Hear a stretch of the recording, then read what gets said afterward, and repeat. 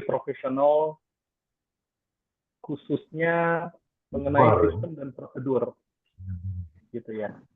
Itu aja. Ipen, Yunita, makasih. Ya. Kita didampingi oleh ahli hukum, artinya lengkap ya. Secara perpajakan saya ada, secara hukum ada, sehingga apa yang kita bicarakan hari ini dengan tema kita yang luar biasa, tinggalkan jejak yang berarti, terutama kita akan melestarikan aset, karena saya memang ahli inheritan itu artinya singkatan dari salah satu melestarikan harta sebagai salah satu tujuan utama.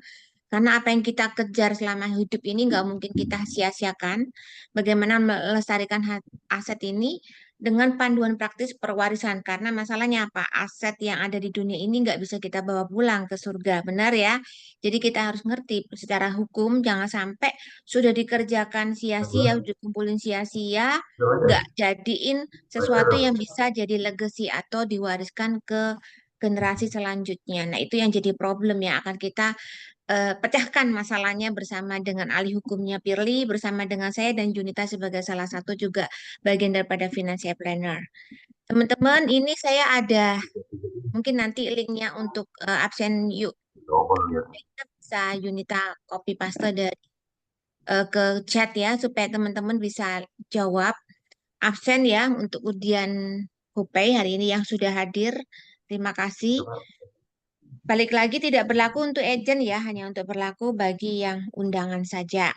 Jadi pastikan nanti kita akan kocok di akhir sesi ya. Oke, teman-teman, jadi ini saya share linknya. Jadi stay tune sampai akhir acara karena kita akan ada undian GoPay 5 orang ya, Civeni ya. Ya, siap 5 orang. Oke, langsung ya. Ya. Berikutnya saya mau disclaimer dulu, materi yang kita sampaikan ini bersifat umum yang disediakan tujuannya untuk mengedukasi. Kami berusaha menyampaikan informasi seakurat yang terbaru, namun hukum yang regulasi yang dapat bisa berubah-ubah, sehingga kita tidak menjamin bahwa informasi yang disampaikan kadang-kadang masih berlaku atau bebas dari kesalahan. Bisa aja ya, namanya manusia ya, tapi kita membuat seakurat mungkin. Saya langsung aja kepada tujuan kita berbicara hari ini, karena sudah banyak kasus yang Bapak Ibu sudah lihat ya di koran-koran, di berita-berita, bahkan juga sudah jadi cerita yang paling disenangi orang di drakor-drakor ya, kayak kemarin kita IG Live juga. Sekarang ini film-film yang bagus, walaupun layar lebar juga film Indonesia, rata-rata itu bertemakan masalah warisan yang belum beres ya. Sehingga kita lihat contohnya ini Mimi Julid di dalam Instagram menceritakan belum 40 hari suaminya meninggal, wanita ini diancam oleh ayah mertuanya, mobil hingga rumah mau direbut semua, padahal belinya bareng-bareng, bukan duit suaminya doang. Ini banyak juga yang berkomentar di dalam Mimi Julid ini teman-teman boleh lihat bagaimana mereka semuanya pun juga cerita curcol di situ semua. Kasusnya Dorce, kasusnya Vanessa Angel, kasusnya sampai yang bikin film horor, artinya sampai bunuh-bunuhan. Bahkan kasus Sinarmas yang juga sebenarnya dia ahli waris kok nggak dapat bagian yang banyak. Bahkan dari uang triliun cuma dapat kebagian 1 miliar. Kok bisa ya? Kok nggak adil ya? Padahal ada satu aturan yang namanya legitimate portion. Nah, teman-teman kita akan cerita apa sih itu. Dan bagaimana juga ada bagian yang kemarin jadi anak durhaka gara-gara sebagai ahli waris kok nggak dapat bagian, kok sepertinya ibunya yang serakah atau bagaimana gitu ya. Kemudian juga pewarisan bukan masalah anak kandung atau anak sah juga jadi masalah. Ini nanti akan berseri, Bapak Ibu siapkan waktu setiap minggu ketiga di hari Jumat. Pasti ada seminar saya bersama dengan kita tetap bertiga dengan tema yang selalu berbeda. Bahkan IG Live-nya juga kita akan sampaikan setiap Jumat. Bapak Ibu boleh ngikutin terus karena ini akan menjadi pembelajaran kita bersama dengan Pilih sebagai hukumnya, saya dari sisi pajaknya dan unit itu dari sisi keuangannya ya. Nah, eh Nah, pastinya kita mengapa cerita tinggalkan jejak yang berarti? Karena kita harus tahu strateginya melestarikan harta tadi seperti saya awal ceritakan. Kita perlu panduan di dalam mewarisi secara kita harus tahu ada hukumnya, ada perpajakannya, dan ada literasi keuangannya.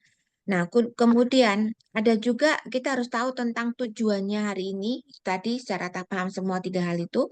Kemudian pentingnya suksesi ini karena kita harus mensejahterakan keluarga kita, jangan sampai gara-gara isu etika pewarisan yang karena ada anak durhaka dan ibu serakah tadi itu jadi masalah bahkan sampai netizen ikut-ikutan berkomentar karena jadi cerita yang sampai ke media sosial. Nah, kemudian juga prinsip daripada dasar kita melakukan pewarisan pengennya adil, pengennya setara, pengen sesuai dengan kebutuhan itu kayak gimana. Nah, ditambah lagi isu yang etika itu bukan berarti ngomongin oh ya biarin bapak cepetan mati gitu kalau bahasa Jawanya di sini ya. Aku setuju, bapak meninggal aja, ayo kita sekarang dikubur aja. Enggak kayak gitu juga ya. Artinya enggak se ekstrim itu kita bicara hari ini tentang warisan. Bukan berarti saya masih muda, saya nggak butuh. Kalian tahu semua gara-gara kita nggak ngerti pewarisan, cerita filmnya nggak usah jauh-jauh. Gara-gara warisan itu kan yang jadi masalah anak-anak mudanya karena si bapaknya belum sampai meninggal baru mau loh, baru mau doang gitu. Karena kasusnya yang saya alami juga saya bantu menyelesaikan itu adalah kasus-kasus dari teman-teman gereja yang masih muda karena mereka nggak ngerti gitu. Karena mereka nggak ngerti haknya yang seperti apa, mereka ada yang ikut-ikutan dari pihak ketiga, entah mantunya lah, entah siapalah yang anaknya nggak berani ngomong, tapi mantunya berani ngomong. Jadi akhirnya ramai. Meskipun anak-anaknya itu punya punya apa namanya kekeluargaan yang baik dengan kakak adik dan orang tuanya, tapi kalau sudah ada pihak ketiga campur tangan, udah runyam deh keluarga itu. Kita kan pasti menikah ya, nggak tahu ada yang istri dipengaruhi suami, ada suami dipengaruhi istri, atau ya berbagai macam lah kondisi yang bisa menyebabkan itu akan berbeda ya. Di samping itu, prinsip daripada suksesi pewarisan itu ada 3 hal. Yang pertama tadi keadilan ya. Keadilan itu dibilangnya sepakat nggak sih? Kalau merasa adil, ya bisa adil aja. Kalau memang sudah disepakati, ada yang misalnya bagian kakaknya dapat lebih banyak, dapat adiknya lebih sedikit, atau kemudian bagian ibunya diambil oleh adik kakaknya sehingga dapat ibunya sama sedikit. Ada yang bagian ibunya cuma dapat uang liquid, yang sedangkan anaknya dikasih semua yang berupa tak apa namanya aset yang tidak bergerak gitu ya. Karena itu mengandung pajak waris yang akan turun menurun. Ada perhitungan seperti itu semuanya adalah dibilang adil ya adil, tapi sementing sepakat itu aja. Yang kedua adalah mengenai kesetaraannya. Nah, kita dibilang setara, bener nggak dia sebagai anak kandung? Jangan-jangan ternyata dicek mama papa nggak punya akte nikah gitu ya. Sehingga ya kalau dikasih tahu tuh secara administrasinya berantakan. Atau bisa dicari nggak jangan-jangan itu papa tuh diem-diem, mama tuh diem-diem nyimpen harta di mana nggak ngerti. Nah, ada juga yang cerita di sini ada peserta yang hadir hari ini itu juga kemarin sudah ngobrol sama saya tuh cerita bahwa ibunya tuh nggak mau ngomong. Ternyata sudah beliin rumah atas sama dia dan kemudian dia harus menanggung biaya segala macam kaget gitu ya. Walaupun dibeliin rumah sih nggak apa-apa, cuman yang kagetnya itu nggak pernah dikasih tahu atau mamanya cukup tertutup gitu ya. Terjadi juga sama saya punya mantu ya, mantu saya itu punya keluarga juga ternyata punya cerita waktu kakeknya meninggal ada surat oh ternyata punya SDB yang meninggalkan emas itu berkilo-kilo tapi nggak bisa dibuka karena apa? Banknya sudah dilikuidasi. Banyak hal ya itu yang kita jadi cerita ya. Nah, masalah yang berikutnya adalah yang disebut dengan kebutuhan juga. Nah, jangan sampai itu kita mau butuh dananya nggak bisa liquid, bahkan menjadi kanker harta. Kanker harta itu artinya menggerogoti harta itu sendiri. Seperti nilai-nilainya sudah mulai menurun ngedrop gitu ya. Contohnya sampai sekarang ini saya ada keluarga yang saya handle itu ketika ditinggalkan oleh salah satu pasangannya tutup usia walaupun meninggalkan rumah di Penteng senilai 40 M punya rumah di berbagai di Bintaro itu ada ruko ada apa itu hari ini perlahan-lahan habis karena untuk biaya hidup untuk membayari PBB rumahnya yang senilai 40 M dan segala macam bahkan sampai sekarang tuh pengurusan pajak waris masih digantung karena belum mampu, belum ada nilai, nggak ada uang nilai. Jadi otomatis kan digerogoti itu ya namanya. Jadi proses hukum sukses di dalam pewarisan itu ada 3 hal yang penting sih. Pertama kita harus tentukan hukumnya. Ada 3 hukum. Nanti Billy akan menjelaskan 3 hukum itu adalah hukum perdata, hukum agama, dan hukum adat. Dan tentang penentuan ahli waris tadi, ini perannya notaris. Nanti kita harus pergi ke notaris kalau bagi kita yang bukan muslim.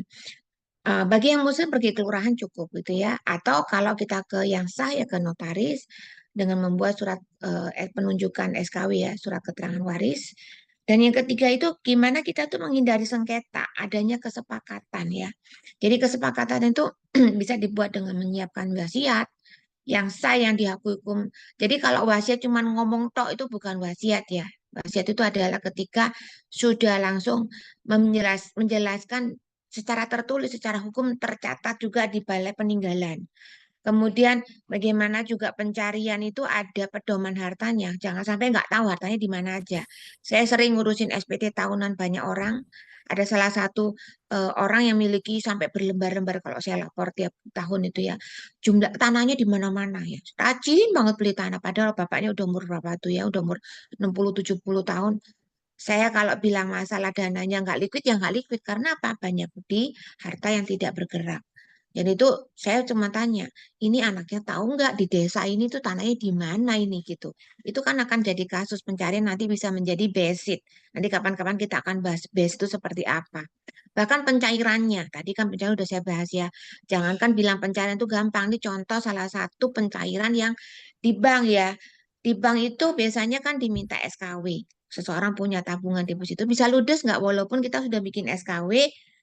Nanti boleh pilih bisa juga menegaskan memang benar waktu bikin SKW kalau di bank itu cukup satu orang yang ditunjuk untuk boleh mencairkan. Tapi pada saat ditunjuk, balik lagi apakah dia itu menjadi orang yang jujur nggak?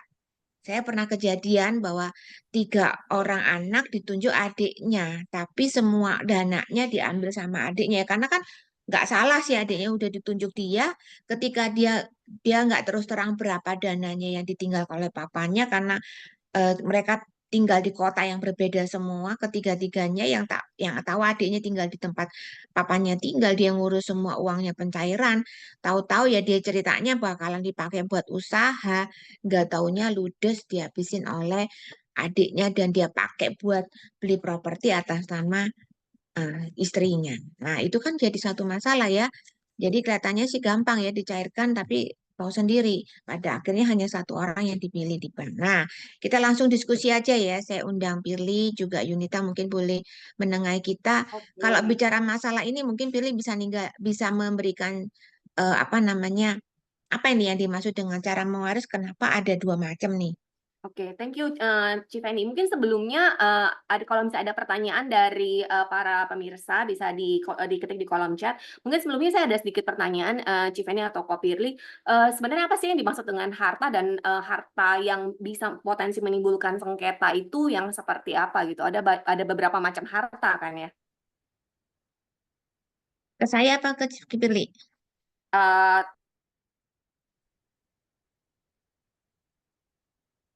Ke saya aja ya. ya, Oke, kalau yang bisa menimbulkan sengketa, yang pasti kalau dana cash itu kan atau dana yang liquid, kan bentuk aset itu kan ada yang bentuknya liquid, ada yang tidak liquid. Yang liquid itu yang mudah dicairkan tentunya ya. Contohnya salah satunya ya uang di bank, emas, kemudian berbagai macam instrumen keuangan.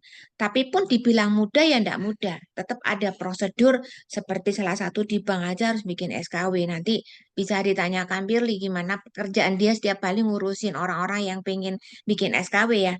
Nah, kemudian yang tidak liquid ini biasanya yang sering kali jadi problem karena ada pajaknya. Yang liquid sih nggak ada pajaknya, tapi ada hal tertentu yang juga mengandung bayar pajak gitu. Jadi saat ini di perpajakan dikatakan bahwa warisan itu bebas pajak, tapi warisan yang bagaimana?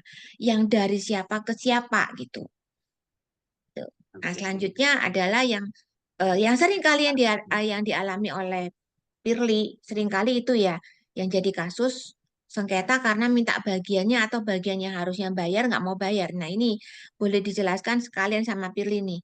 Oke. Cara mewaris itu berdasarkan 2 hal mungkin gimana tuh? Oke, selamat malam, Civen, Junita. Jadi Malam. pertama kalau mewaris itu ya, kita ngebahas warisan itu harus membahas caranya, benar. Jadi cara itu ada dua. Satu dibagi berdasarkan undang-undang, tergantung teman-teman melakukan penundukan pada hukum apa. Saya kasih contoh misalnya, buat yang non-muslim, saya ini menundukkan diri pada KUH Perdata, hukum perdata di Indonesia. Kalau buat teman-teman yang muslim, sudah pasti berdasarkan hukum waris Islam, berdasarkan KHI ya, kompilasi hukum Islam. Ada juga masyarakat-masyarakat adat yang diakui itu menundukkan diri pada hukum adat. Gitu ya. Nah, pembagian waris sesudah pewarisnya meninggal, itu ada dua. Satu, berdasarkan wasiat, kalau dia buat wasiat. Yang kedua, dibagi berdasarkan undang-undang. Seperti itu. Nah, menjawab pertanyaan kita tadi soal harta, ya memang kadang-kadang kerancuan itu terjadi melibatkan contoh kita saat menikah bawa harta bawaan. Oh, ini harta bawaan loh, apakah ini termasuk nanti harta yang dibagi dengan pasangan atau langsung dengan anak-anak, itu yang kadang-kadang orang rancu. Belum ditambah lagi dengan apakah keluarga ini sempat membuat perjanjian nikah atau pranikah. Seperti yang Bapak Ibu tahu atau mungkin belum tahu bahwa sekarang perjanjian nikah sudah bisa dibuat dalam pernikahan. Jadi sudah ada jurisprudensi yang bilang bahwa dulu kan kita mengenal pranikah, prenup. Sekarang itu sudah bisa dibuat dalam pernikahan. Tapi harta yang diatur itu dimulai sejak tanggal perjanjian ya, Bapak Ibu. Kurang lebih kayak begitu. Jadi memang warisan ini kalau buat kami juga yang setiap hari, bukan setiap hari tapi pejabat yang ditunjuk negara ya buat menghandle, kalau di kami sebutnya akta keterangan hak waris, itu memang delicate. Jadi apa ya, karena kan emosinya ada, uangnya juga ada, gitu kan. Jadi saat kami buka wasiatnya, kami baca, itu ya gitulah, ada berbagai reaksi dari pihak keluarga yang kadang-kadang, loh kok gitu, loh kok gini gitu. Jadi makanya persiapan itu memang sangat-sangat penting. Yang perlu diingat adalah semua yang menerima warisan itu juga harus menerima utang dan pajaknya. Siapa yang menolak warisan tidak menerima utang dan tidak menerima kewajiban-kewajiban lain. Jadi makanya persiapan literasi keuangan penting ya, karena begitu warisan itu terbuka kan BPHTB waris atau pajak waris itu harus dibayar. Oke, Ko Perli ini mungkin boleh ada pertanyaan juga dari teman-teman di sini. Apakah harta tidak bergerak yang diterima dari orang tua setelah menikah menjadi milik bersama dengan pasangan? Setelah menikah, tanpa perjanjian nikah? Ya, setelah menikah. Kasusnya ya tanpa perjanjian nikah, iya. Jadi gini, hadiah dari orang tua kalau kita dapat sesudah, jadi hadiah, warisan segala macam itu sebenarnya bukan harta bersama loh, bukan harta yang bisa, itu bagiannya dia. Tapi saat meninggal pewaris ini, ya kan harta bersama itu dibagi dua, ya kan. Bagian yang meninggal itu yang masih hidup akan dapat terus anak-anak. Nah harta bawaan dia, hadiah, warisan segala macam itu langsung bagi rata ke dia punya anak-anak. Jadi pasangan yang hidup terlama itu tidak dapat. Apakah sudah cukup menjawab pertanyaan Kak Alicia? Untuk Pak Franky, mungkin nanti kita akan bahas di slide yang di belakang ya Pak ya. Mungkin sekalian tadi bicara tentang masing-masing orang kan ada 3 cara mewaris dan sesuai dengan hukumnya masing-masing. Apakah misalnya orang yang dihukum Islam bisa menggunakan perdata atau sebaliknya gitu? Dan apakah waris itu, maksudnya surat wasiat itu bisa tidak atau tidak sama dengan hukum perdata atau apapun yang dianut oleh orang tersebut?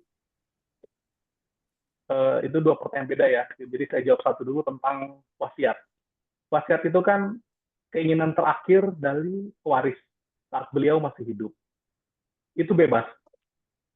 Memang ada kaidah-kaidah yang harus dipatuhi dalam pembuatan wasiat. Oke, contoh misalnya kalau kaidah di hukum perdata, wasiat itu tidak boleh lompat tangan.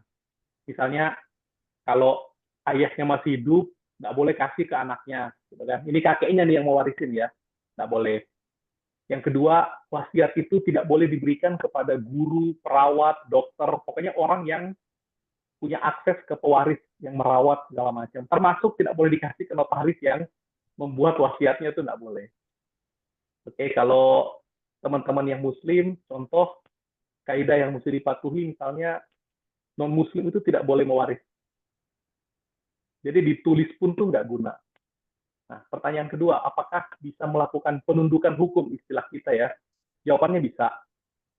Tapi syaratnya itu kedengaran simpel ya, tapi di lapangan syaratnya itu satu, semua ahli waris harus sepakat. Jadi misalnya teman-teman yang muslim, kita mau melakukan penundukan ke hukum perdata, seluruh ahli waris itu mesti sepakat.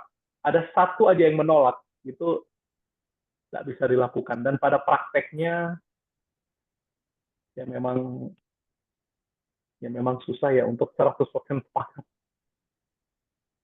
Untuk penundukan hukum ya. Oke, berarti ini ada satu lagi istilah namanya penundukan hukum gitu ya, Ko Perli ya. Oke, mungkin Ya. Civani kembali bisa balik ke slides-nya biar Ko Perli bisa melanjutkan.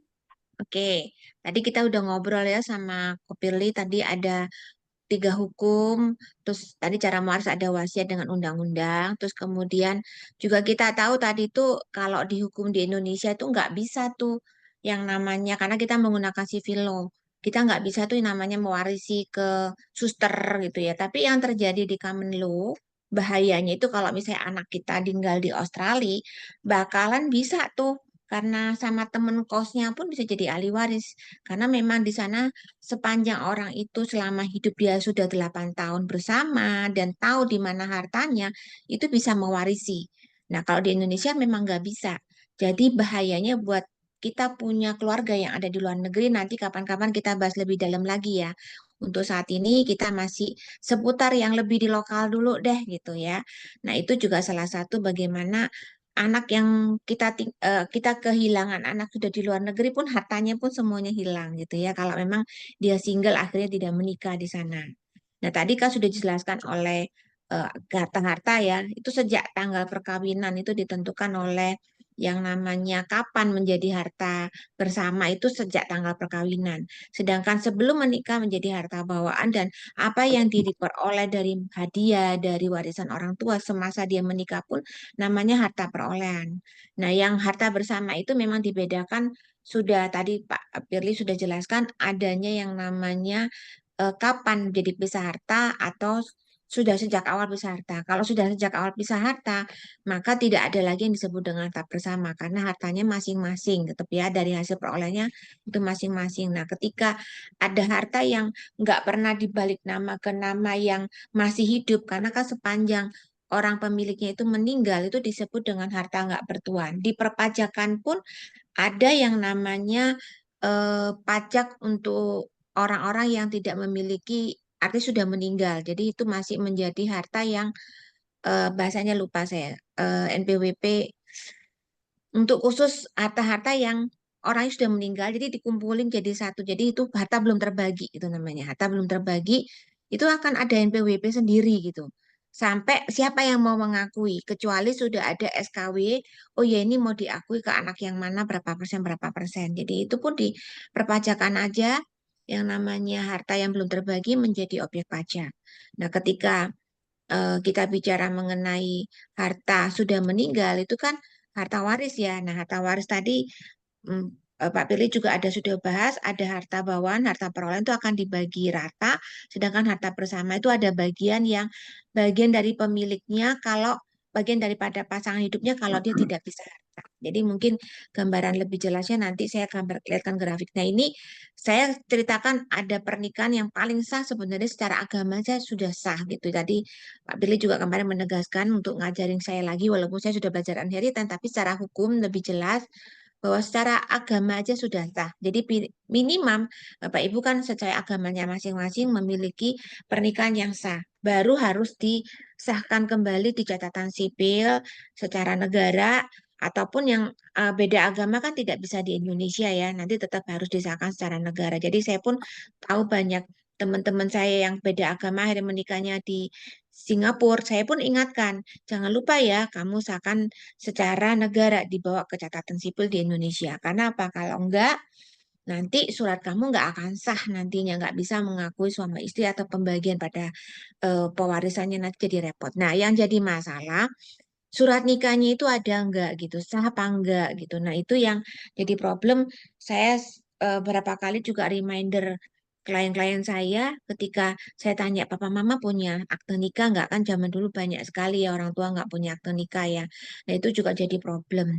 Ketika kita nggak memahami administrasi ini, nggak kita beresin sekarang, kita enggak sekarang, atau nggak ikut seminar hari ini, nggak menyadarkan kita, mungkin kita jadi nggak tahu ternyata begitu tutup usia urusannya panjang. Apalagi kalau yang tidak ada surat nikah, biasanya akte lahirnya kan nama ibunya doang, nama bapaknya kan nggak pernah dicantum. Si bapak berarti tidak menikah. Otomatis kalau semua aset atas nama bapaknya, itu berarti nanti ahli warisnya bukan si anak dan istrinya sekarang. Betul ya Pak Firly ya? Nah, nanti kita akan jadi bisa jadi ini golongan-golongan tadi yang penting, yang pasti golongan pertama yang kita akui di perdata, kecuali ketika golongan pertama nggak ada dan seterusnya. Nah, untuk yang hukum Farad ini, yang saya sangat concern itu adalah kenapa menjadi ini kayak saya kasih tanda ini sesuatu-sesuatu yang harus dikonser. Kenapa?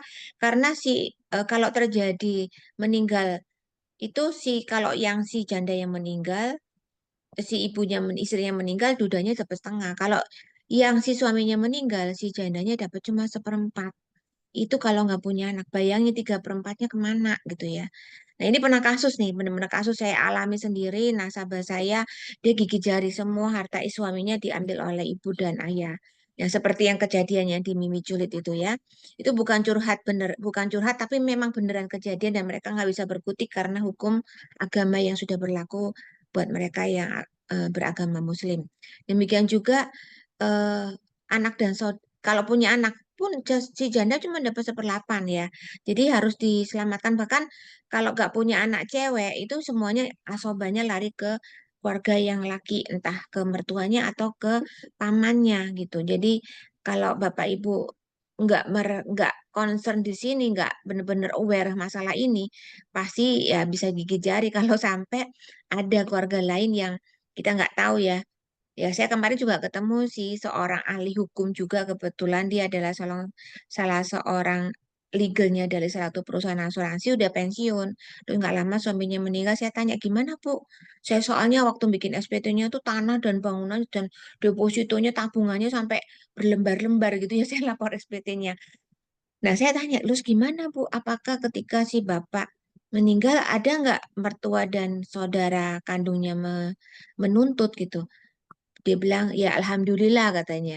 Nggak ada yang menuntut, kami sepakat. Nah, kalau memang dapat keluarga yang sepakat sih enak banget gitu ya. Mereka meskipun beragama Muslim, mereka tetap menggunakan hukum perdata. Seolah-olah anak dan istrinya aja yang dapat. Nah, itu sih bisa aja terjadi. Nah, ini kita lihat ya pembagian hartanya itu kalau misalnya tidak bisa harta, yang pasti nih saya sering kali nangani masalah itu mereka itu nggak tahu kalau si mamanya punya hak 50%. Baru harta warisnya dibagi kalau anaknya 3 berarti dibagi rata dengan mamanya. Si mamanya dapat tetap sama dengan bagian anaknya.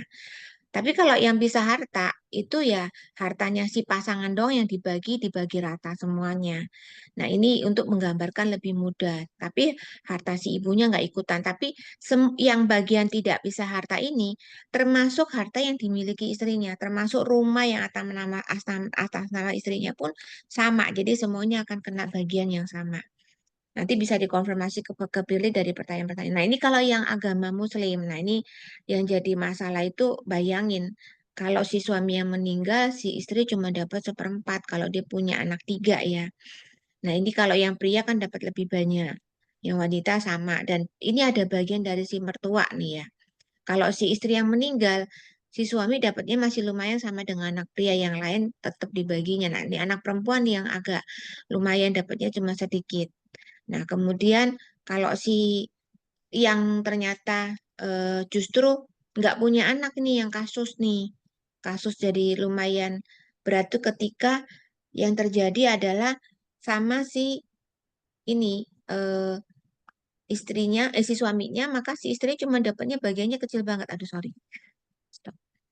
Nah, ini sampai segini ya. Jadi dapatnya itu cuman segini kecil banget gitu ya. Si ibunya dapatnya cuma 14%, sedangkan sisanya si istri dapat cuma 12,5, ibunya malah dapat lebih banyak gitu ya. Ibu mertua apalagi si ayah mertua, maka nggak heran ya yang kejadian Mimi Julid itu kejadiannya emang karena hukum warisnya mereka tuh seperti ini gitu. Kita nggak bisa memungkiri gitu ya. Nah, ini juga ada status anak sah, anak zina, anak luar kawin sah, dan yang anak luar kawin sah ini mendapatkan bagian lebih dulu gitu ya. Saya nggak akan jelaskan secara detail, nanti kapan Bapak Ibu bisa bertanya. Demikian juga perlunya ada surat pengampuan, yaitu buat mereka yang masih kecil ataupun yang mengalami cacat. Karena kan ini juga mereka sebenarnya dapat hak yang sama, cuman mereka tidak bisa menandatangani atau sebagai mereka akan dititipkan gitu istilahnya. Tuh, sampai di situ dulu baru ngomong ke pajaknya nih. Saya close dulu, silakan. Oke. Mungkin dari teman-teman ada pertanyaan. Ini ada beberapa pertanyaan, Cifeni, mungkin saya bacain dulu. Bu Feni, apakah harta sudah kita laporkan di SPT tahunan seperti rumah kita, kemudian diwariskan ke anak, apakah anak perlu bayar pajak lagi?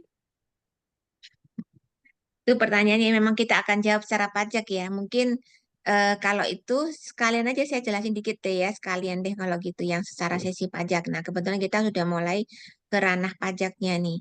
Kalau BPHTB tadi itu kan sudah dibilang ya, yang suka bikin kasus tuh apa sih? Aset yang tidak bergerak, yang kadang-kadang menimbulkan pajak, yaitu namanya pajak waris. Jadi either hibah aja dialihkan ke orang lain yang masih hidup aja itu membayar pajak. Nah, itu statusnya sama, mau hibah hidup atau hibah mati. Kalau bahasanya hukum nggak suka dibilang hibah mati, tapi tulisan-tulisan di beberapa kayak hukum nulisnya hibah mati. Jadi ada hibah mati atau hibah hidup. Sebenarnya hibah mati itu adalah waris, yaitu yang pasti itu mengandung pajak. Nah, yang jadi masalahnya ada pajak pengalian hak yang menerima, ada pengalian pajak yang memberikan gitu. Nah, yang memberikan itu bisa bebas pajak dengan syarat, yang menerima, yang memberikan dengan syarat itu adalah si kakek dengan ayah. Kakek dengan ayah bisa. Ayah dengan anak bisa, anak dengan cucu bisa. Yang nggak bisa nyebrang lintas generasi dari kakek ke anak langsung. Atau dari ayah langsung ke cucu, itu nggak bisa. Atau dari garis ke samping. Dari si ini saudara ke kiri, ke kakak atau ke adik itu nggak bisa. Jadi yang jalur merah itu menjadi objek pajak. Kalau yang di sini bukan objek pajak, artinya jadi bukan objek pajak dari sisi pengelepasan haknya itu nggak dianggap jual beli. Tapi kalau yang ketiga karena dia itu merupakan objek pajak, maka pelepasan haknya dianggap jual dan beli seperti menjual antara kakek dan anak walaupun nggak ada aliran duitnya. Tapi namanya hibah, tapi hibahnya yang bayar pajak gitu. Bahkan yang ditanyakan kemarin baru saja konsultasi sama saya, itu ketika dia cerita, ini gimana ya? Saya itu diwarisi sama, dia nggak cerita warisin, saya itu mau dihibahin sama Koko. Itu harga tanahnya sekarang aja itu dapat cuma 1/4, itu udah sekitar 5 M katanya. 1/4 udah 5 M. Terus saya bilang, berani bayar pajak itu enggak? Karena itu kan dari kakak ke adik itu kena pajak hibah enggak ada. Pajak hibah itu tetap bayar, dianggap penghasilan lain-lain sebesar 5 M. Mau enggak bayar pajak penghasilan lain-lainnya berapa? 30% dari 5 M. Hah? Segitu banyak? 1,5 M? Iya, karena kan jumlahnya besar gitu ya. bahkan mendekati 35% karena kan sekarang bracketnya kan progresifnya di atas 5M udah 3,5, 35%. Sangat kaget ya, mau bayar pajak itu nggak? Ya udah nggak apa-apa deh bayar. Terus harus seperti itu kak prosedurnya? Ya, ada cara lain. Saya pengen tahu kenapa itu tanah di hibah ke ibu, saya bilang gitu. Oh, sebenarnya itu tanahnya itu dari peninggalan papa sih. Nah, papa itu udah meninggal, cuman nggak saya belum akui di SPT saya. Dan nama saya memang belum kecantum di situ. Nah, karena Koko sekarang udah lumayan, dia bilang gini, ya udahlah ini kan harus adil, ada yang bagiannya adik-adik, dia mau tulis dicantumkan di sertifikat itu. Jadi dia itu mau proses hibah. Nah, kemudian saya tanya, proses hibahnya sih memang harus jual beli, nggak bisa lihat, nggak bisa dipungkiri, karena itu berhubungan dengan tanah dan bangunan. Ada pajak jual dan pajak beli. Oke, nggak apa-apa. Cuman yang pajak penghasilan ini gimana? Apakah dianggap sebagai penghasilan? Nah, saya mau tanya, boleh nggak kamu bikin surat keterangan waris bahwa itu sebenarnya ada surat keterangan waris yang dibuat itu sebenarnya itu adalah warisan dari orang tua yang memang belum dibagi gitu. Nah, karena itulah jadi akhirnya ya udah saya nanti bisa mengakui sebagai warisan. Jadi penerimaan nilai uang 5M-nya itu nilai 5M bukan berupa uang tapi nilainya dilaporkan di 5M di warisan. Tapi dia ada menerima 5M-nya itu jadi sebagai tanah dan bangunan yang dia bayar pajak jual dan beli. Jadi yang nggak bisa dielakkan adalah pajak Pemda, pajak daerah yaitu BPHTB-nya ya. Dan pajak jualnya itu karena masalah gara-gara itu ke adik dan kakak. Itu salah satu contoh ya. Nah, warisan belum terbagi saya tadi sudah jelaskan merupakan objek pajak. Kenapa?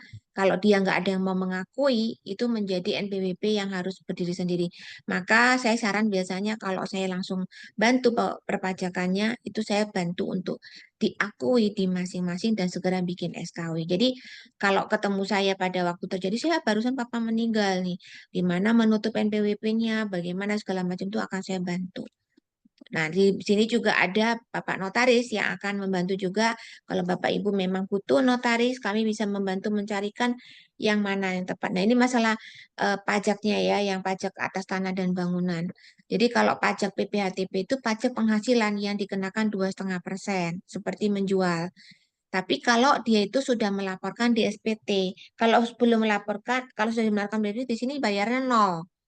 Tapi kalau belum melaporkan, maka kena. Dan sini ada biaya akte hibah, ada pajak PPAT, ada fee PPAT. Kita tahu sendiri ya, pada waktu proses penghibahan itu, pada waktu warisan tuh biayanya lumayan nih ya.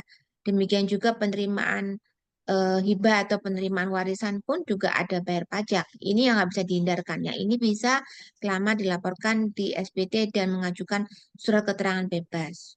Kemarin saya tanya beberapa notaris, di Jakarta Barat masih bisa tanpa SKB, katanya di BPN-nya diterima. Karena itu urusan sama BPN.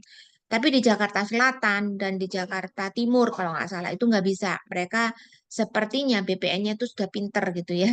Kalau ngelihat di SPT-nya nggak ada, dia nggak akan menyetujui SKB. Bahkan SKB ini diminta ke kantor pajak ya. Jadi bikin kantor pajak. Jadi saya sering kali ngurus SKB. Begitu SKB buat, saya bantuin bikin SKB. Nah, ini Oke. e-warisan ya, seperti itu. Nah, ini Nah, surat yang saya stop dulu, saya serahkan kembali ke... berarti Cimeni mungkin ada sedikit pertanyaan. Ini ada dari Ibu Alicia. Apakah istri kedua dengan status istri pertama meninggal, pembagian warisan kalau suami meninggal sama dengan status istri pertama, beliau seorang non-Muslim? Silakan mungkin lebih ke Pirli. Poperli ya. Makasih Yun. Tadi karena si Kenny menjelaskan apa begitu amazing, saya satu-satu udah saya balas di chat itu. Oh iya. Jadi intinya begini Bu Alicia. Jadi dalam hal, jadi kan ini ceritanya Anda nikah lagi, ya kan? Baik alasan perpisahan sang suami, baik mohon maaf cerai hidup ataupun cerai mati, hak dari hak Anda nanti itu sebagai istri pertama. Jadi di mata hukum perdata, Anda adalah golongan pertama, di mana selama Anda dan anak-anak Anda masih hidup, dan anak-anak dari perkawinan pertama masih ada, golongan berikut itu tidak bisa mewarisi. Itu sistem di hukum perdata. Jadi kalau menjawab pertanyaan Anda, saya bilang iya sama. Status sama dengan istri beliau yang telah meninggal dunia. Nah, tapi perlu dicek juga dia punya SKW dari pada waktu, karena pada waktu istri pertama meninggal kan berarti ada harta yang terbagi tuh. Ya kan dia punya harta perolehan dan dia punya harta bawaan sampai titik itu kan harus juga dibagi. Gitu. Itu sudah harus selesai lebih dulu. Gitu, Bu Alicia. Dan mohon maaf, harta dari istri yang pertama Anda nggak berhak untuk mendapatkan, sayangnya. Oke. Gitu Apakah Yun, kira-kira. cukup menjawab, Bu Alicia?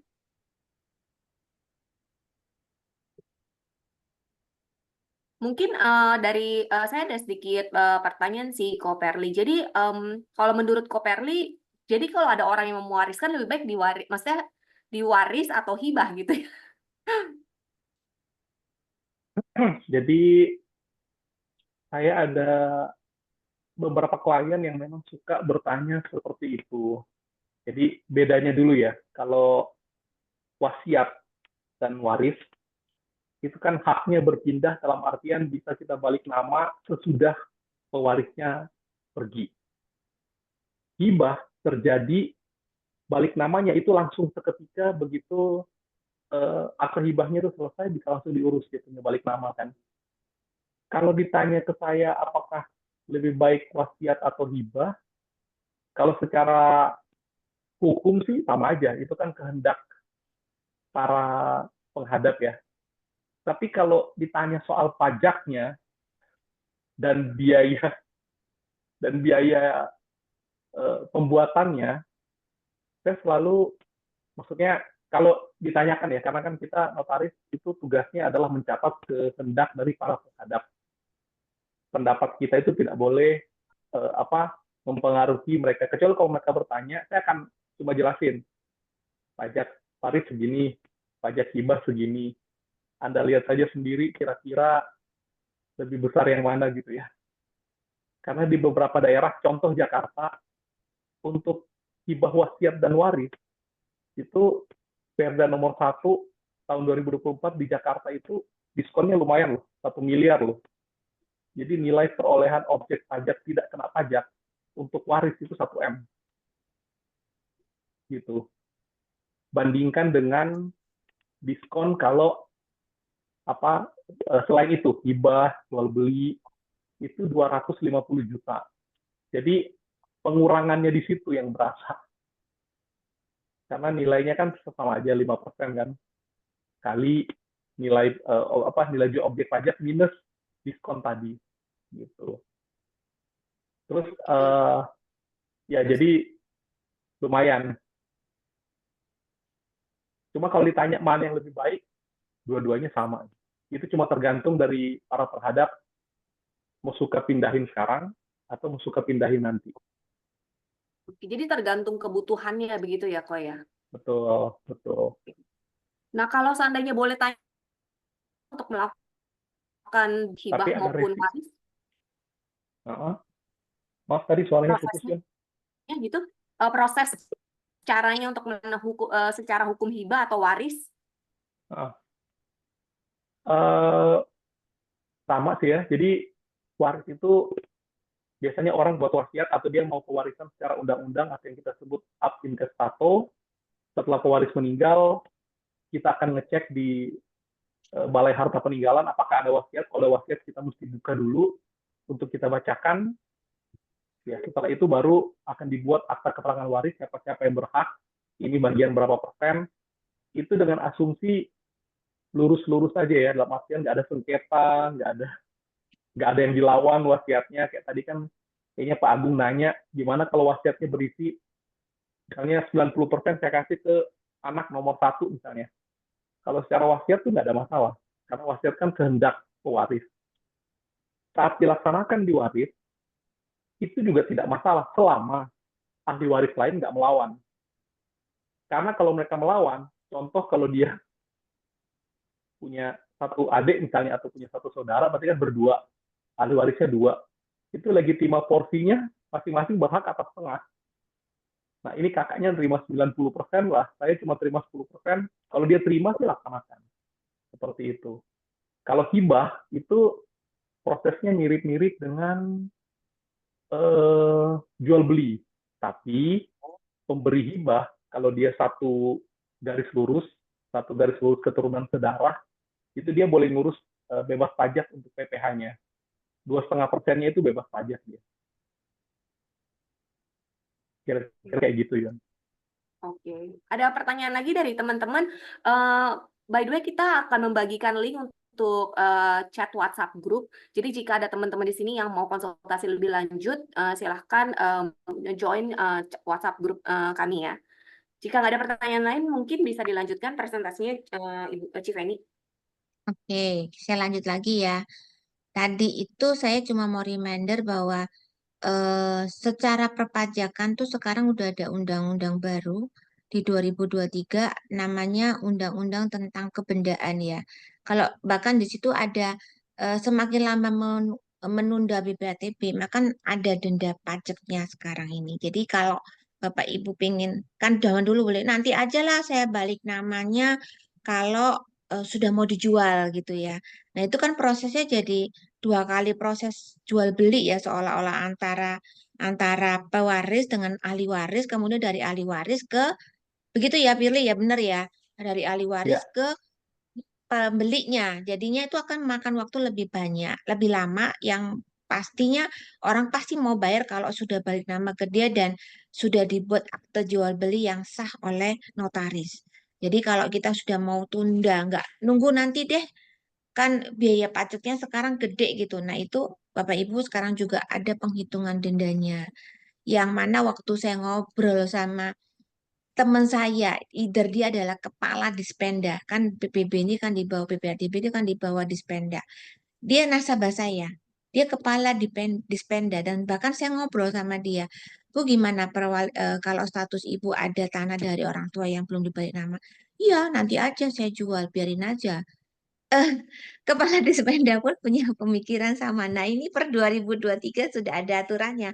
Ada dendanya ya Bapak Ibu ya. Jadi jangan kaget tiba-tiba kok bayar lebih mahal ketika diurus oleh Pak Notaris karena ini yang bayar-bayar pasti notaris.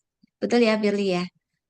Di surat undang-undang yang baru PP 35. Oke. Satu lagi, nah saya dari sisi pajak, yang penting pastikan itu tuh sudah terlapor, di hartanya terlapor ya sebelum diwariskan terlapor dari pemberi waris. Memang ini notaris macam-macam. Ada yang mau peduli bahwa SPT-nya udah dilapor apa enggak. Kalau saya nanya sama Firly gimana nih? Apakah perlu nih ngecek di SPT-nya yang akan memberikan waris sudah terlapor? Perlu nggak Firly ngecek?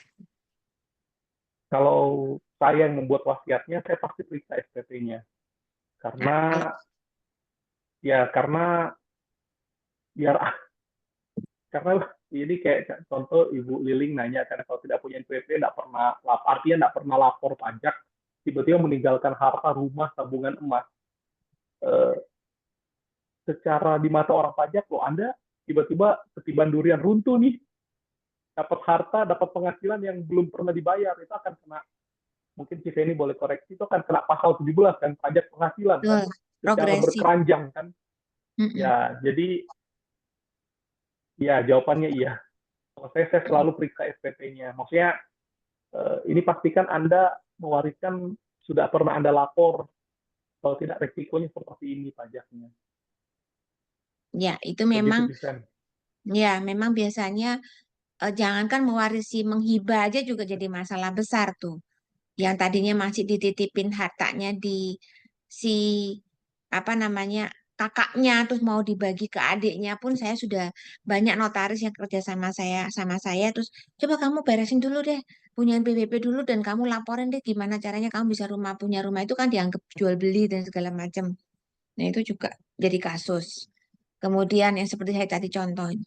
Terus eh, Bebas pajak sih kalau instrumen keuangannya berupa yang liquid tadi ya, tabungan, deposito, obligasi. Walaupun bebas pajak tapi secara administrasinya aja yang agak repot ya. Karena kan tidak mudah mencairkan segala macam rekening di bank karena kan harus menunjukkan ada SKW. Bener gak kamu menjadi orang yang pasti dibekukan ya, di-froze dulu sampai siapa yang sah gitu. Datang ke notaris dulu tetap. Makanya kenapa saya ngundang notaris nih karena kerjanya notaris banyak banget ya. Dan Betul ya, betul ya. Viven, Hmm, ya, dan Viven, harta bergerak di bank yang tidak diklaim dalam waktu 30 tahun, kalau orang Muslim akan kembali ke Baitul Mal, kalau non-Muslim akan kembali ke diserahkan ke negara. negara. 30 tahun batasnya. Kalau rekening Jadi bank jangan berapa sampai tahun? 30 tahun. Jadi akan ditutup dalam 30 tahun. Kalau tidak Kalau diklaim ya, yang tidak bergerak, yang tidak bergerak kan. Kalau yang bergerak berapa tahun? sama ya, rekening di bank maksudnya kan. Itu 30 Itu tahun. Tidak bukannya hukum diklaim oleh siapapun. akan Tapi jadi milik negara. Kok Perli kan kadang-kadang ada ya di dalam hubungan suami istri, ada istri atau suami tidak tahu harta harta baik yang di bank itu berapa gitu. Mungkin suami sengaja umpetin gitu ya. Bisa jadi. Nah, itu yang jadi eh, kanker harta namanya ya. Nanti kapan-kapan kita bahas Ya, kanker harta itu apa aja itu nanti jadi seri berikutnya ya, ya. Terus yang pasti ada sih juga pajak atas keuntungan harta dari emas, dari dolar yang disimpenin terus tiba-tiba diakui. Juga ada pajak atas pengalihan hak tadi yang kalau harusnya hanya warisannya ke garis lurus, kalau ke adik kakak itu pasti jadi problem ya karena ada pajak jual beli. Jadi sekali lagi pajak yang belum tercatat di SPT pemberi waris akan dianggap harta penghasilan lain-lain sehingga pada waktu ngurus SKB juga akan ditolak, bahkan bayar PPATP, bayar pengalihan hak ya 2,5 dan bayar lagi eh, pengungkapan harta PPS. Nah, PPS itu kan masih berlaku meskipun PPS sudah selesai 2020 kemarin. Sampai hari ini kan sudah ada hukum itu yang belum dihapus di Undang-Undang Cipta Kerja. Siapa yang masih punya harta yang baru terungkap itu akan kenanya denda 30% plus 200%. 30% plus 200%-nya. Jadi otomatis sekitar hampir 90%. Nah, itu saya pun pakai terjeleknya kalau saya hitung nanti itu ada contohnya itu 14%. Ini saya kasih contohnya ya Bapak Ibu biar. Nah, ini pelaporan pengalian haknya kan di sini ya, itu harus dilaporkan sudah pajak final, terus kemudian yang tidak bukan objek pajak ya, tidak bebas pajak artinya dalam hal hibah, dalam hal warisan gitu ya. Kemudian, nah ini contohnya juga ada kalau meninggalkan emas masalah nggak ya? Sepertinya waktu terima duitnya ada yang diem-diem sih nggak ketahuan ya dulu belinya papa zamannya zaman tahun 2000 nyimpenin harga cuman saya udah cek ya di Google harga tahun 2000 tuh masih 72.000 per gram tahun 2024 sekarang sudah jadi 1.420.000 udah 20 kali lipat gitu ya jadi otomatis uang yang disimpan udah jadi 1,4 miliar gitu 1,4 miliar itu jadi keuntungannya ini akan potensi pajak ya ada tergantung kita mengakuinya gimana nah ini harus hati-hati kemudian sampai di situ tuh mengenai perpajakannya saya serahkan kembali ke Yuni mungkin kita akan bicara literasi keuangan lanjutnya untuk Oke. menjawab pertanyaan dulu. Oke, mungkin ada beberapa pertanyaan yang mungkin teman-teman mau tanyain terkait dengan slides yang kita sudah bahas tadi. Ini ada komen dari Pak Perli, mudah-mudahan pemerintah mengadakan sunset policy yang ketiga ya. Tiap 5 tahun dong kalau gitu nantinya. Kalau bisa ya, 2017, kita 2020, aminkan dan kita doakan 2025. bersama-sama. Karena event Yunita kan waktu sunset policy pertama katanya nggak akan ada lagi. Terus tiba-tiba mendadak ada lagi 6 bulan. Nah, moga-moga aja ada lagi. Ya nggak tahu itu mungkin pemerintahan yang baru mungkin buat mereka menarik minat masyarakat. Bisa Oke, jadi teman-teman sih. ada pertanyaan lagi. Jika nanti ada butuh konsultasi lebih lanjut, jangan lupa kita sudah bagikan link untuk chat WhatsApp group. Jadi bisa kita konsultasi lebih dalam. Dan kemudian stay tune sampai akhir acara karena nanti akan ada undian GoPay. Gitu ya. Yun, boleh share dikit karena ini rupanya hal yang agak banyak terjadi di kita punya masyarakat, terutama golongan apa eh, golongan Tionghoa gitu ya. Tapi golongan Tionghoa sekarang secara undang-undang keluarga negara udah nggak ada kan, cuma ada WNI dan WNA. Tapi ini banyak terjadi. Jadi saya berapa kali ketemu kasus yang seorang anak pas dia lagi rapi-rapi dokumen gitu ya, dia kaget pas dia lihat akta lahirnya itu ternyata dia cuma anak dari ibu. Dia datang nanya, jadi pas mereka nikah tuh mereka cuma bikin resepsi. Apakah saya berhak mewaris dari ayah? Saya bilang, jawaban saya adalah ya dan tidak kalau kasus seperti itu. Karena ya kalau Anda diakui sebagai anak sah, tidak kalau dibiarkan, kalau tidak diurus gitu. Loh, jadi ya kalau berarti kan Anda pakai KUH Perdata, nah itu akan turun ke golongan kedua. Jadi makanya banyak ada beberapa kasus yang mereka kaget loh. Kok pada waktu pewarisan kok saya tidak dapat?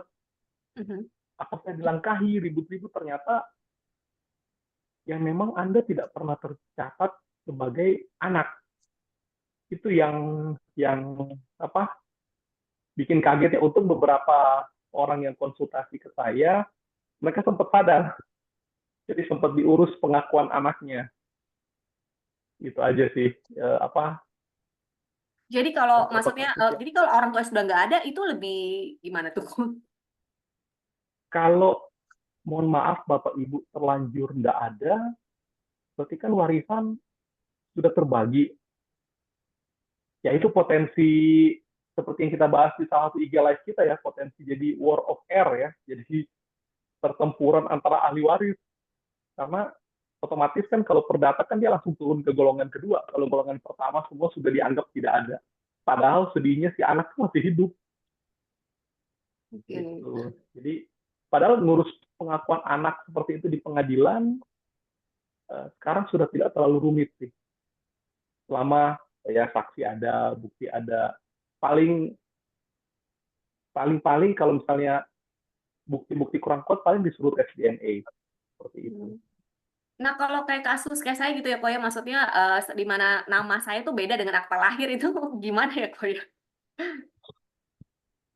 Kalau perbedaannya, misalnya contoh nih, satu subjek hukum gitu ya, masih menggunakan nama Tionghoanya, terus dia jadi Yunita misalnya. Nah itu memang harus ada surat perubahan nama, ya kan itu urus di pengadilan. Tapi kalau cuma misalnya namanya, misalnya siapa ya, Ali misalnya, terus di KTP jadi Ali Topan misalnya. Nah itu mah biasanya kelurahan atau kecamatan sudah cukup. Mereka sudah punya form kok untuk kasus-kasus yang nama akta lahir beda, KTP beda, seperti itu ada. Asal namanya tidak terlalu berubah drastis ya.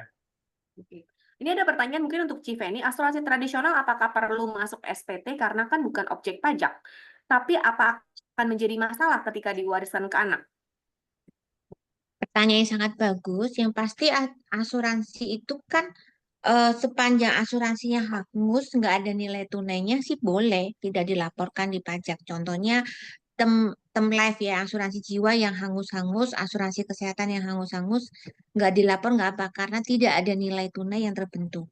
Tapi kalau asuransi itu berupa unit link ada nilai tunai, berupa tradisional juga yang ada nilai tunainya, boleh pilihannya dua, menggunakan premi yang dibayarkan atau nilai tunainya. Kalau saya sih memang lebih suka premi yang dibayarkan tuh saya akui sebagai harta.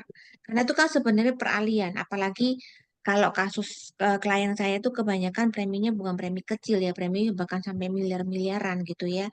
Meskipun dia itu karena keunggulan daripada yang akan kita bahas hari ini, produknya yang ada trust fund-nya, artinya ada satu dana endowment yang pasti cair gitu. Jadi karena itu terbentuk trust fund yang sangat lebih menjanjikan programnya dari program yang akan kita sampaikan sebentar lagi, itu lebih baik sih disampaikan. Karena apa? Karena itu kan peralihan dari nilai tabungan kita berkurang 1 miliar misalnya preminya. Langsung pindah jadi namanya produknya asuransi atau investasi lainnya yang disebut dengan asuransi. Kalau saya laporkan gitu. Jadi ketika diwariskan memang lebih aman, tidak akan menjadi objek pajak karena memang itu bebas pajak dalam hal sisi asuransi. Mungkin saya sedikit jelaskan di literasi keuangannya gitu ya, Yun. Jadi biar langsung Oke. kebayang ya. Tadi sekali lagi ya, kita ada GoPay. Bapak Ibu jangan lupa untuk absen karena saya cek baru sekitar 5 orang saja yang absen. Masih ada 40 orang Wah, lebih pasti nih yang menang boleh dong. absen. Iya, gitu. Ya, tapi tidak berlaku untuk agen ya, teman-teman. Agen sekuis tolong jangan mengisi. Oke, yang lanjutnya adalah, nah ini bagian yang tadi ditanyakan, pas saya langsung tunjukin di rumah W3, bagian bukan objek pajak. Di sini ada kalau klaim asuransi, baik kesehatan, kecelakaan jiwa. Nah ini Dwi Guna, itu adalah program-program dari yang endowment, yang ada trust fund tadi, bahkan termasuk dana pendidikan. Itu sangat bebas, sangat bagus untuk dipakai sebagai pengembangan investasi. Apalagi kalau saya jelasin lagi, banyak sekali orang yang mendapatkan dividen penghasilan luar negeri itu ketika eh, dilaporkan sebagai i-investasi itu menjadi bebas pajak. Itu bagus banget. Yaitu salah satu. Nah, kenapa hari ini kita bicara mengenai pensuksesan pewarisan? Karena sebenarnya ibaratnya seseorang ketika bekerja untuk menyiapkan, memplanning dirinya, untuk menyiapkan juga orang yang dicintainya, ya kan dia kerja keras buat apa sih kalau nggak untuk semuanya itu? Bahkan mungkin juga untuk charity, untuk planning-planning dia akan memberikan. Ada yang ingin berikan kepada masjid, kepada vihara, kepada gereja, silakan.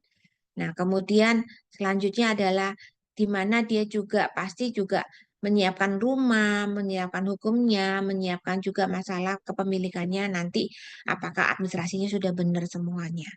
Nah, pada saat itu pasti ada dia menyiapkan dana sebanyak mungkin, harta sebanyak mungkin untuk apa? Untuk segala hal tadi, tapi tetap terjadi kebocoran. Mungkin ada biaya hutang, ada garansi-garansi yang cuma janji omongan juga sama tetangga doang, yang gara-gara amat sama temen, gue pinjem duit dong, gue soalnya butuh modal, ini sertifikat rumah gue titipin lu ya. Nah, pada waktu si istri meninggal, ternyata dia nggak tahu sertifikat rumahnya dijaminkan dan si istrinya cuma gigit jari karena kan nggak ada jaminan apa-apa, nggak ada yang buat bayarin. Kalau kita kredit bank masih ada asuransinya. Kalau sama temen asuransinya di mana? Nah, itulah perlu kita menyiapkan literasi keuangan hari ini. Demikian juga perpajakannya. Tadi kan nanti ada bahas pajaknya lebih jelas. Termasuk kalau kita memiliki eh, rumah ataupun harta di luar negeri itu ada sisi inheritance tax-nya, bahkan probate-nya, biaya probate-nya. Itu sangat besar sekali. Kalau di Korea aja sampai 45%, di Amerika juga sampai 40%. Itu kita perlu siapkan. Demikian juga pada waktu seseorang tutup usia, pasti ada biaya legalnya, biaya probate-nya, biaya medical fee-nya, biaya funeralnya, kematian itu semua akan butuh biaya. Nah, masalahnya kan kita mengharapkan kebocoran itu sekecil-kecilnya ya. Kalau bisa hasil semaksimalnya tetap lari ke ahli waris, setuju kan ya? Jangan sampai yang hasil yang didapat ke kita tuh net apa bersihnya ya, harta bersihnya itu dari net estate-nya ini ternyata cuma tinggal sedikit gitu. Bahkan malah sampai ngutang gitu karena gara-gara buat bayar pajaknya nggak cukup. Nah, itulah yang kenapa kita hari ini bicara tentang literasi keuangan karena banyak orang yang bekerja keras mengumpulkan, menjaga kekayaannya, mengembangkan kekayaannya sampai menikah, punya anak, bahkan di puncak sampai dia mengalami pensiun, dia nikmati hasil pensiunnya. Nah, rata-rata ketika diwariskan hasilnya berapa? Jangan sampai terjadinya apa nol, bahkan minus gitu. Nah, itu kadang-kadang kita sebut dengan ada 3 hal. Menjadi mantap itu makan tabungan, ya kan? Yang bayarin bukan uang dari yang ditinggalin. Bukan ninggalin harta, ninggalin apa ngeruk tabungan kita untuk biaya-biaya. Bahkan mindset, makan aset-aset yang ditinggalin dipakai, digerus buat biayain semuanya ya. Ditambah lagi maut, makan hutang gitu ya. Nah, itu kita nggak tahu. Saya sih berharap kita bicara tentang studi kasus langsung aja ya, sukses dalam perencanaan pewarisan dalam strategi pajak nih. Nah ini Yun, aku cerita dikit nih. Ada bener-bener satu klien saya yang memang dia cerita sama saya gini. Suamiku tuh kalau suruh beli asuransi tuh susahnya minta ampun, dia bilang. Cuman untungnya aku sempat beliin 800 juta. 800 juta cukup nggak? Karena dia tuh ninggalin pabriknya dia nilai 40 M. Rumah dan lain-lain anggaplah 10 M. Totalnya 50 M. Nah, pada waktu misalnya kasusnya dia lupa TA, ini pajak PPS-nya 22 miliar nih. Karena kan 30% plus denda 200% atau 2% sekitar 48% lah anggapnya gitu ya. Itu 22 miliar. Nilai 50 miliar hampir separuh buat bayar pajak dendanya. Belum biaya ketika dia ngurus SKB-nya 2,5%, ngurus nggak dapat SKB-nya. Terus biaya pajaknya yang pengalian haknya juga biaya 5%, dipotong 1 M tadi ya. Ini peraturan baru. Kalau yang lalu kan waktu zamannya Ahok dipotong, kalau 2 M pertama malah bebas, bahkan cuma 2,5%. Sekarang jadi balik lagi ke 5% ya, dan dikurangi 1 miliar, maka dari 49 M-nya bayar pajak kan 2,45 M. Terus ketika terpaksa, oh yaudah saya jual aja deh tanah dan bangunannya semua yang senilai 1,250. Itu kan juga bayar dulu ya, mana bisa dijual dulu baru dapat duit terus buat bayar pajak kan nggak bisa kan. Harusnya bayar dulu gitu ya, bayar dulu baru bisa dialihkan, baru kemudian baru kita ada akte jual beli. Orang waktu akte jual beli aja notaris minta bayar duluan ya. Demikian juga SKW-nya ngurus, itu kali 1% dari nilainya. PBB-nya juga bayar 1% dari nilainya. Setidaknya hampir separuh, lebih bahkan dari nilai hartanya itu buat bayar yang tadi pajak dan segala macam. Ditambah lagi kalau saya loncatin lah ini ya, yang ini aja yang misalnya sudah lapor di SPT, itu pun setidaknya hampir 10% dari 50 M. Jadi Bapak Ibu, kenapa sih kita punya aset juga nggak siapa yang namanya pendampingnya? Karena jangan sampai jadi maut, mantap, bahkan jadi membuat kita itu malah terbeban ya, atau jadi beban. Jadi jangan sampai gara-gara suaminya yang, kalau seandainya suaminya bijak, dia pilih asuransi tidaknya senilai yang lumayan gede 5 M aja, sudah pasti dia nggak akan mengganggu cash flow usahanya. Ya bener sih ninggalin usaha, tapi uangnya yang tadi butuh modal, dia mau kreditkan ke bank, dia teriak sama saya, Fen, bener ya Fen, aku harus bayar segini-segini ya. Ini padahal gue mau apa namanya jaminkan ke bank. Nggak bisa Bu dijaminkan, karena masih nama si suami. Suami itu kan masih menjadi harta yang belum, harta yang tidak bertuan. Harus dibalik nama dulu ke anak-anak, harus bayar dulu pajak waris, harus ngurus dulu SKW-nya. Kemudian baru bisa dijaminkan ke bank untuk tambahan modal. Di satu sisi dia butuh modal, di satu sisi dia harus keluarin duit dulu lagi buat urusan modal yang akan dijaminkannya, apa tanah yang akan dijaminkan. Jadi pilih yang mana sih? Kita tuh mau nyiapkan apa enggak? Nah ini juga kalau misalnya anggaplah orang tuanya nggak cepet-cepet pergi lah ya, nggak cepet-cepet tutup usia, tapi nunggunya nanti 20 tahun lagi. Saya hitung dengan prediksi kenaikan harganya 10% ya, harga PBB-nya lah, anggap NJOP-nya ya. Dari 50 M bisa jadi 10 tahun akan datang mungkin mencapai 336 miliar. Anggaplah nggak ada SKB karena sudah diakui. Cuman paling bayar BPHTB pajak pajak apa namanya surat keterangan warisnya sama ketika dijual. Bahkan surat keterangan warisnya juga 1%. Totalnya setidaknya juga 60 M dari nilai yang sekarang 50 M aja udah 120%. Artinya kita punya tanah, bangunan yang nilainya juga berkembang, tapi nggak diimbangi dengan uang liquid.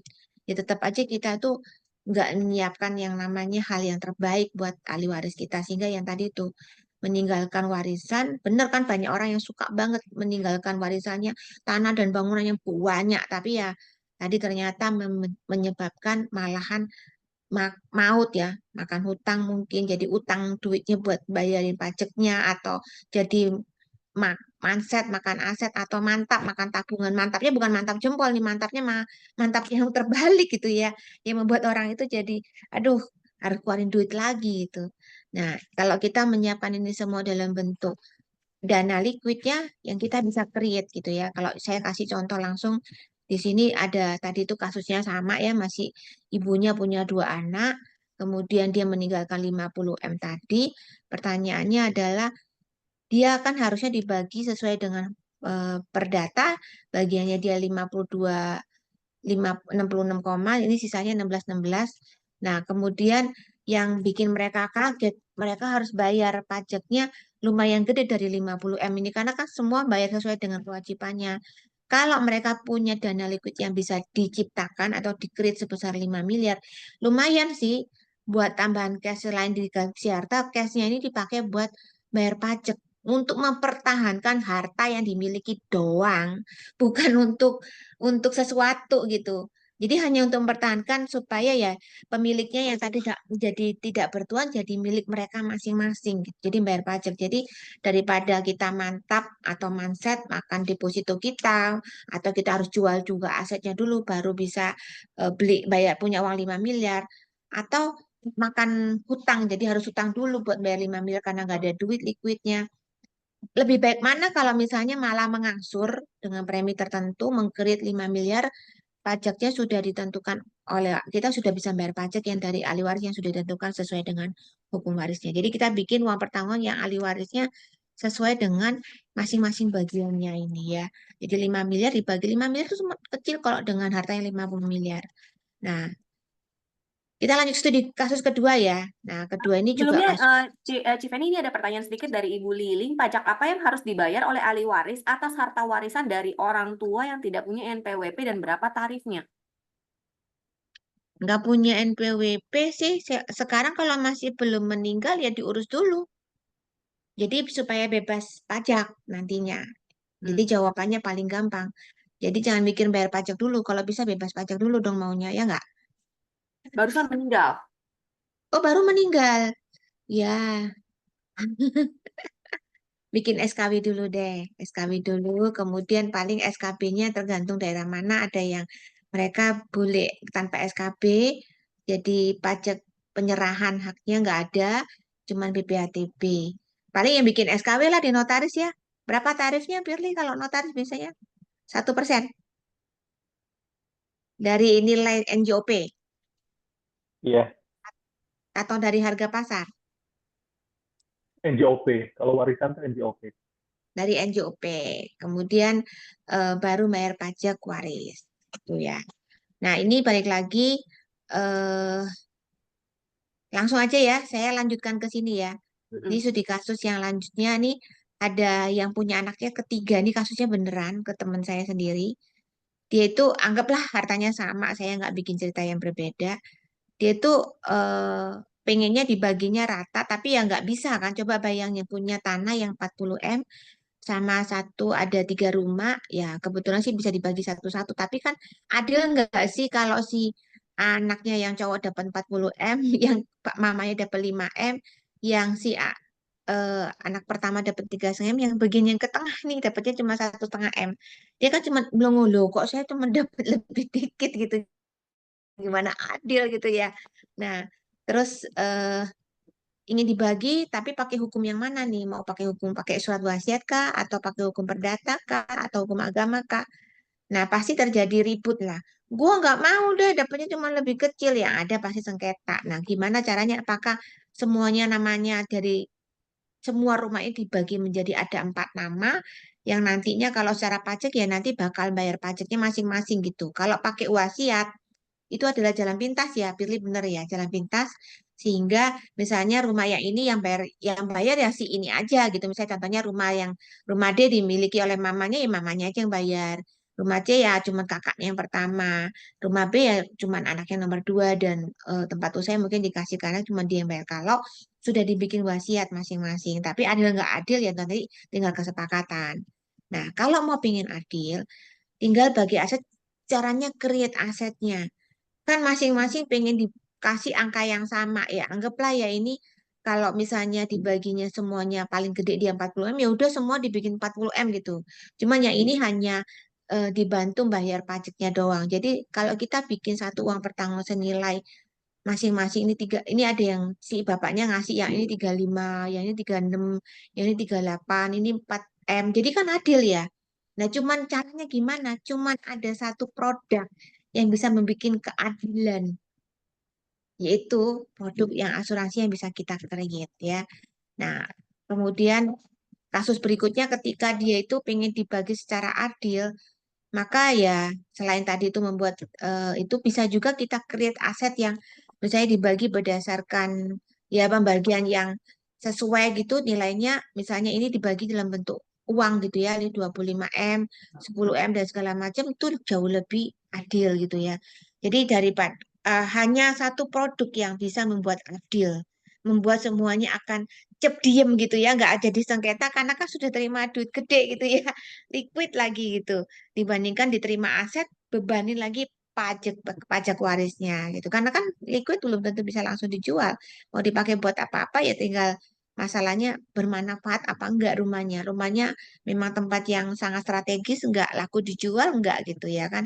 Ada macam-macam kasusnya. Yang pasti cuma satu yang namanya smart asset yang sebagai pendamping harta untuk warga yang kita cintai karena ini berdasarkan kontrak polis. Jadi enggak berdasarkan lagi hukum waris. Yang tadi hukum waris kita bicara panjang lebar kalau sini dapat segini-segini mau itu hukum agama kayak mau hukum apapun itu bisa dilawan karena apa?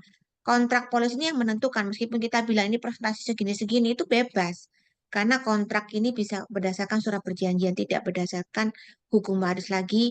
Dan yang luar biasanya itu bebas pajak. Bisa di bagian mana?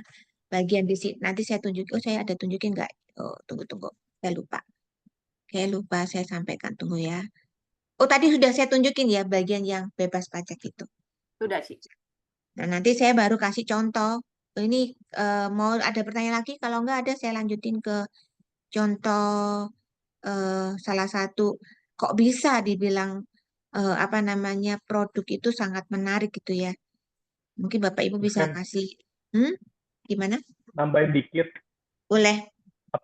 apalagi kalau salah satu ahli waris itu adalah WNA ya, teman-teman. Jadi Ya lupa saya sampaikan kalau betul. dia WNA, negara mewajibkan dia untuk mengalihkan haknya, baik jual beli maupun hibah, itu ke WNI dalam waktu setahun. Nah, Tahun. Jadi Anda dipaksa jual cepat atau kasih cepat. Dan atau dua-duanya jual ada ke PPh. saudara kandungnya ya berarti ya. Ya, dan karena tidak lagi saudara, tidak lagi garis lurus, itu kena PPh yang ngasih, Pajak jual baik beli. yang ngasih maupun yang jual.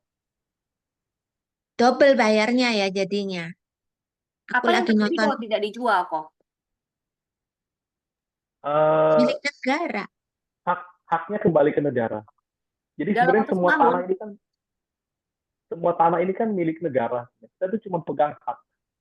Jadi kalau WNA telat mengalihkan, baik jual ataupun hibah, itu akan kembali ke negara haknya. Bisa dimohonkan oleh pihak lain, bisa diambil oleh pihak lain.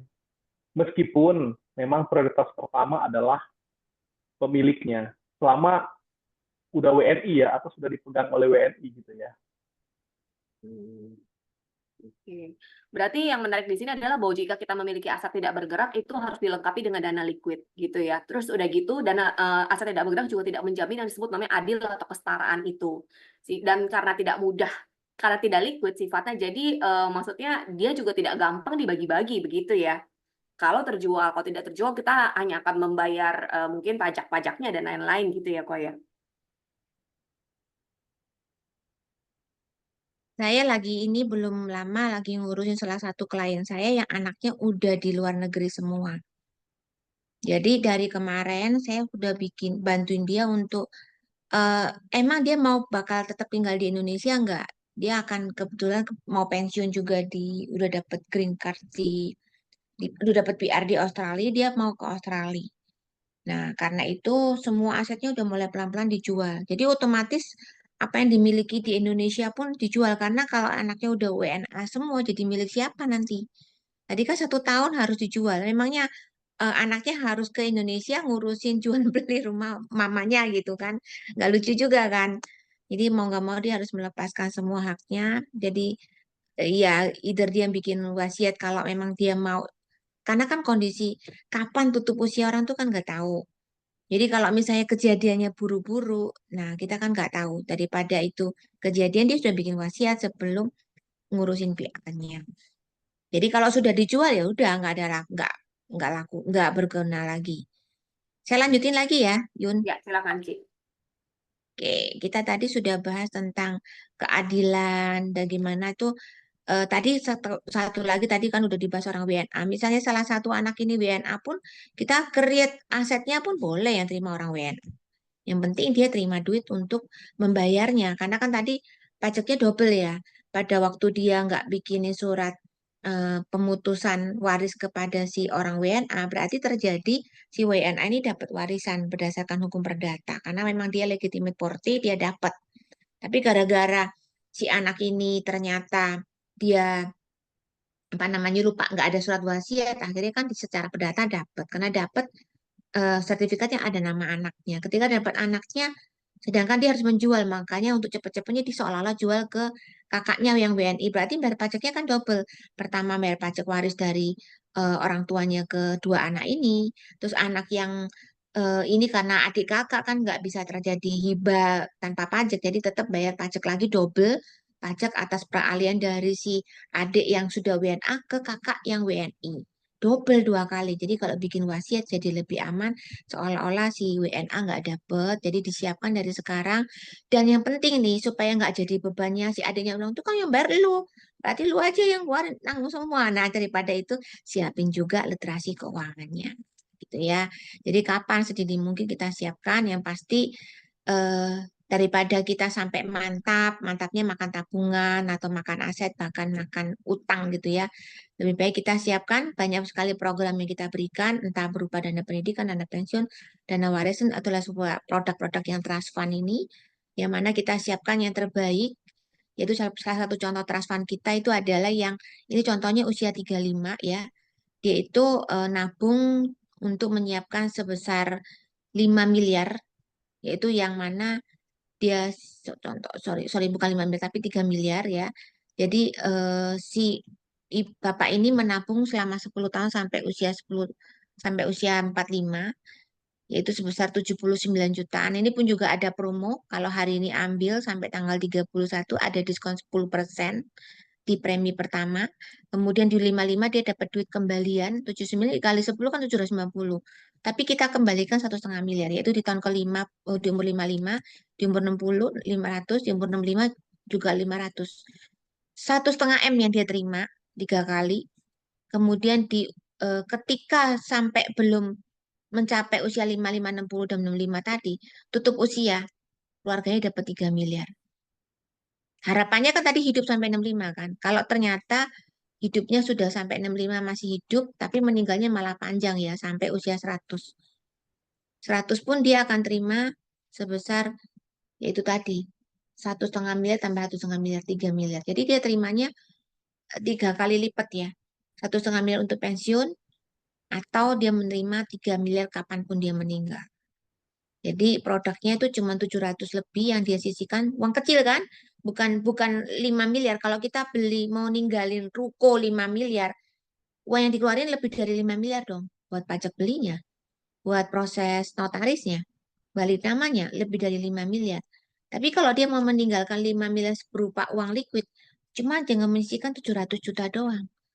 Dengan bayar 10 tahun, tapi dia bisa menyiapkan, sorry bukan 5 miliar, 3 miliar ini salah, belum diedit. Dan dapat bonus 1,5 miliar ini saya belum edit ya. Jadi totalnya adalah 4,5 miliar. Kemudian yang kecil preminya ada, usia 35 misalnya premi cuma 16 juta juga bisa gitu ya. Dapatnya 600 juta dan bonus dapat pensiunnya 300 juta, dapat bonus di usia 100 300 juta. Yang lebih murah lagi ketika usianya dimulai lebih muda. Usia 25 juga bisa. Premi cuma 9 juta.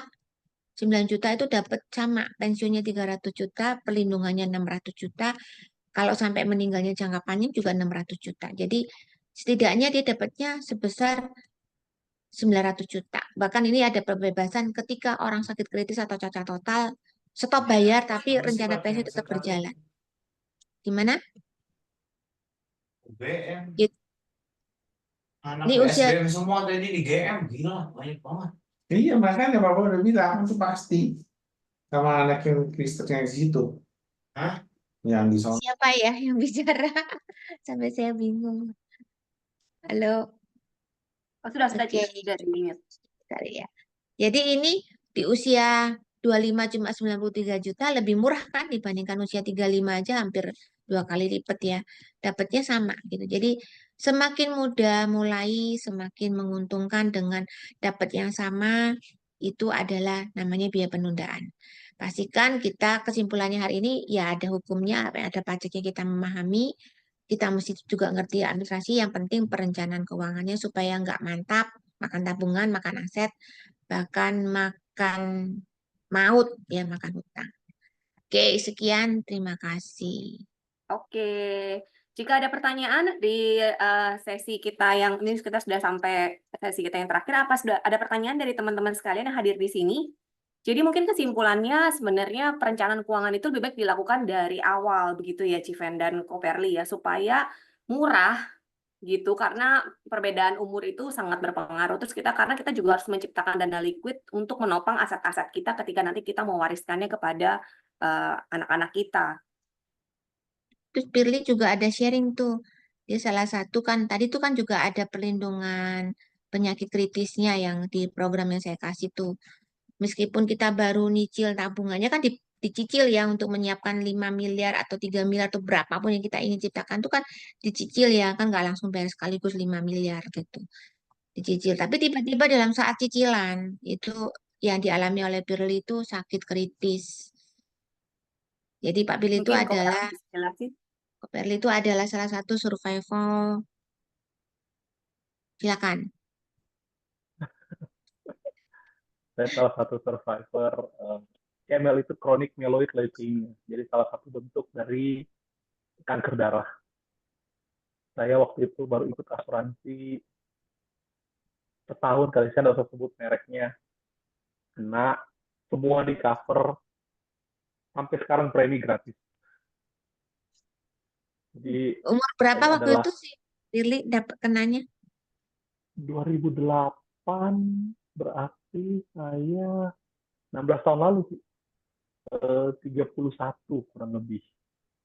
Penyakit nggak nginggapin karena usia ya. Jadi sakit bukan karena tua, sakit bukan karena umur, tapi sakit itu tidak pandang umur gitu. Waktu itu kira-kira Jadi biaya pengobatannya berapa Koperli untuk yang diagnosa Koko? Yang saya paling ingat itu pada waktu bone marrow aspiration-nya di Singapura. Ya lumayan sih.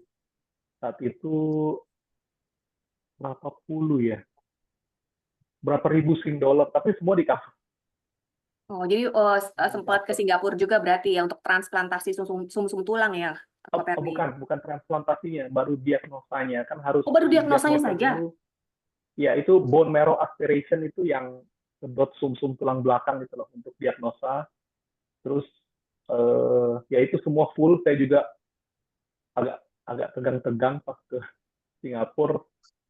Ternyata semua dibayar oleh asuransi sampai kaget.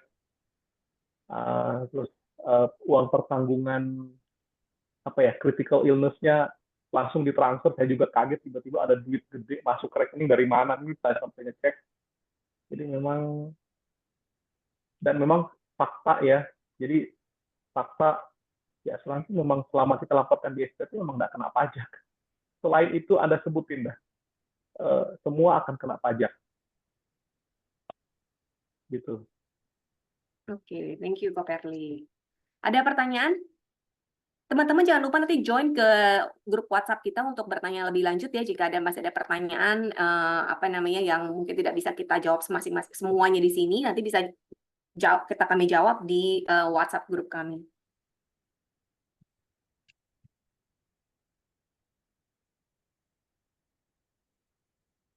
Civeni ada lagi atau mungkin kita tutup, kita sudahin sampai sini? Mungkin kita undi dulu, tapi ini Oh ya. jumlahnya tuh yang ngisi undian itu cuma Coba kalau Civeni undiannya tax amnesty mungkin langsung ngisi kayaknya semua. Jangan GoPay kali ya teman-teman ya, tapi nggak apa-apa, tolong teman-teman partisipasinya. kita cuma Dan undang teman-teman 3 orang ya. Ya, dan teman-teman tolong dong mungkin bisa Saya kasih kasih password waktu kami. 1-2 menit bagi yang belum mengisi, silakan karena Ya. nanti saya undi itu hanya nomor ininya doang ya. Nomor ini. Dan sekalian teman-teman, kita nanti akan mengadakan acara ini lebih rutin lagi, dan kita butuh masukan. Jadi kita juga akan mengadakan IG Live mungkin setiap minggu gitu ya. Dalam sebulan mungkin kita akan melakukan 2 atau 3 kali IG Live plus 1 seminar waris. Jadi jika teman-teman ada masukan mengenai topiknya yang mau dibahas, misalnya bagaimana sih peralihan perusahaan dari orang tua ke anak, atau bagaimana tentang harta di luar negeri, itu mungkin bisa chat kita di WhatsApp group sehingga nanti kita bisa jawab topik yang menarik ini teman-teman. Jadi kita pengen dengar feedback juga dari teman-teman sekalian gitu. Di formnya sekarang itu ada isinya sih, ada Oh, isian, di formnya ada isinya. ada isi. Jadi Di formnya ada teman-teman isinya. silakan kalau kepingin tema apa sambil mengisi dapat GoPay, kasih usulan. Dan di sini ada beberapa yang usulannya apa ya? Ada yang bilang hal yang ingin ditanyakan istri kedua, pewarisan lebih baik sudah meninggal apa ini gimana? Terus apa bisa saya mewariskan harta saya ke uskupan? Nah, itu juga bisa. Oke, Keuskupan, SRP. uskupan kalau secara asuransi pasti bisa. Kalau di hukum nggak tahu gimana.